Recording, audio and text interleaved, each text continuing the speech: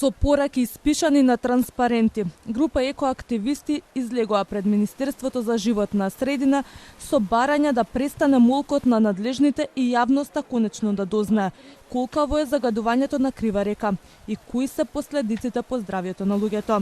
Затаиле, велат и надлежните во сите одговорни институции. Не за џабе на грбот на Македонија водите стојат сини, а не сиви.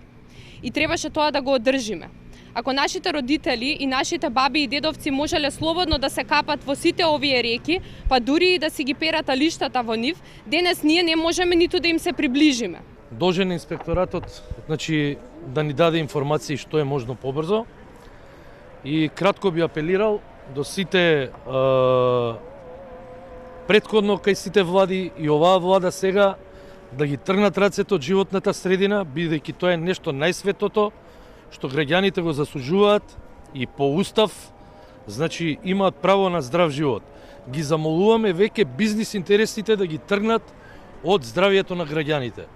Од Државниот инспекторат зателма велат дека предвадена им испратиле одговори на барањата на екоактивистите, но онолку колку што можат со оглед дека во теке истрага.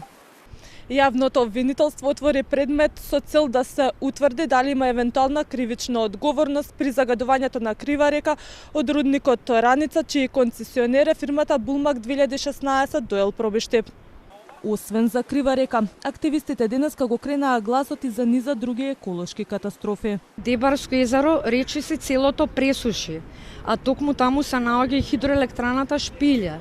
Со изградба на хидроелектрани дополнително ги злоупотребуваме чистата вода и водните екосистеми. Овие денови можевме да прочитаме за помор во Дојранското езеро, а веќе наредниот ден градоначалникот на Дојран демантираше дека станува збор за еколошки инцидент. Угинатите риби, според него, биле резултат на мрестење.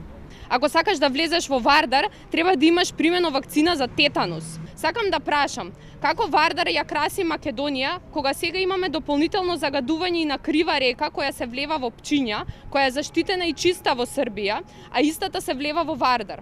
До кога ќе си играме мајтап со реките? Од протестот пред Министерството за животна средина екоактивистите побараа брзи одговори од надлежните за загадувањето на крива река.